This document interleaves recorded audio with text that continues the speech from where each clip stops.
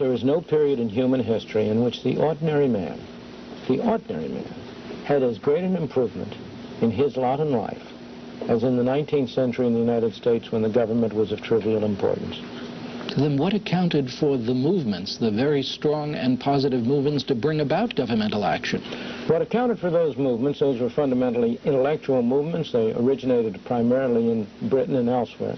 What accounted for them, I think, is a complicated story. I won't profess to give a whole answer, but I think the important part of the answer is that it's a natural human tendency to take for granted the good things that happen and to regard as the workings of the devil the bad things. And that if a bad thing comes along, you say, my God, we ought to pass a law and do something about it. That's a very natural human tendency. I think the remarkable thing, the thing that needs to be explained, is not why we've had a movement toward collectivism and toward more government control, because that's been the natural state of mankind for thousands of years. The remarkable thing, in my opinion, from an intellectual point of view, is how you ever managed to get a century or a century and a half in which the dominant philosophy was the opposite. That's the exception. But it's so fascinating to hear you say that this has been the natural way in which men have moved since the beginning of time toward collectivism. Then why do you describe that brief period, that century or century and a half, as the more normal, the more appropriate state? You've used two terms. Fair enough. You said more normal, more appropriate. It's a state I prefer. It's a state that I think would be very much superior to what we're heading into. It's a state I think the ordinary citizen of this country would find superior. But it's not the normal, natural state. Suppose you want to take a broad view of history for a moment and of geography. You cannot find a date in history at which the greater part of the human race was not living in a condition of tyranny and misery and dictatorship. Take it right now. The bulk of the human race is not living in a free world. The bulk of the human race is living in totalitarian or dictatorial governments. Can you name any date in history in which that wasn't true? Now, more extreme. Take any place in geography. Put your finger on the globe and go back over time. I don't believe there's a place where you can put your finger on the globe where mankind has, for most of human history, lived except in tyranny and misery. You had a few brief occasions. Greece in the 5th century B.C. And even there it's mixed because you had a slave society. It was a free society for the upper classes, not for the community. You had a brief period during the Renaissance in Italy. You had and then you have the latter part of the 18th and the 19th century, mostly the 19th century, first part of the 20th century. Those are the exceptions, not the rule. Then you're the one who seems to want to interfere with the natural order. Absolutely, I do. And why do we call you a conservative? Because I'm not. Because I'm a liberal. I want people to take thought about their condition and to recognize that the maintenance of a free society is a very difficult and complicated thing. And it requires a self-denying ordinance of the most extreme kind. It requires a willingness to put up with temporary evils on the basis of the subtle and sophisticated understanding that if you step in to try to do them, you not only may make them, to do something about them, you not only may make them worse, but you will spread your tentacles and get bad results elsewhere.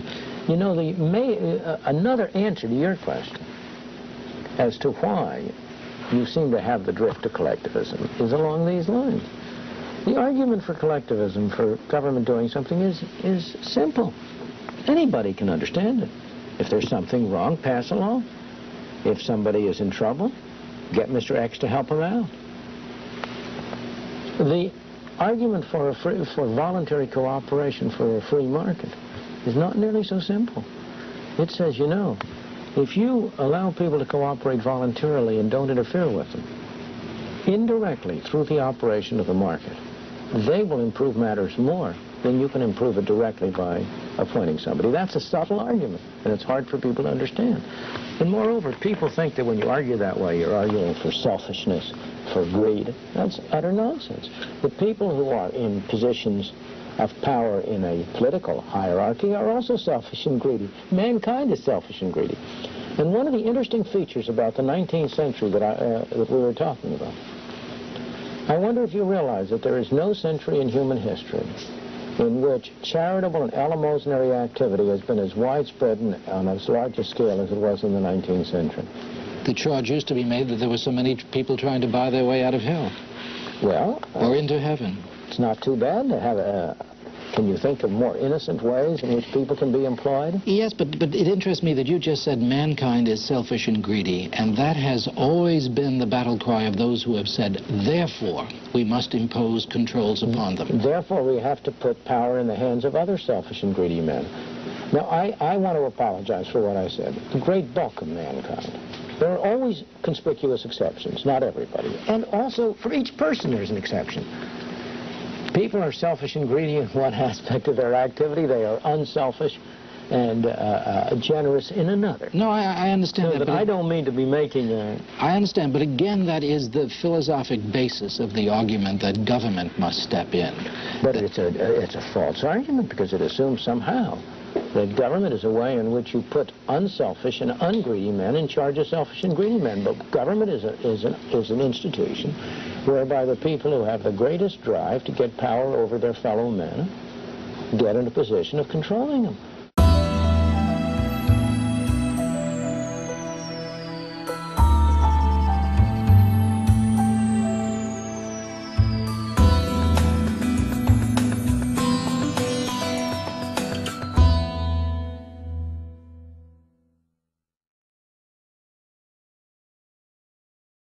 Government is an institution whereby the people who have the greatest drive to get power over their fellow men get in a position of controlling them. Look at the record of government. Where are these philosopher kings that Plato supposedly was trying to develop? Limited to that Athens you were talking about. Right. Well, they never got power there, or they wouldn't have been philosopher kings either. Lord Acton, of course, made his famous comment, power corrupts and absolute power corrupts absolutely.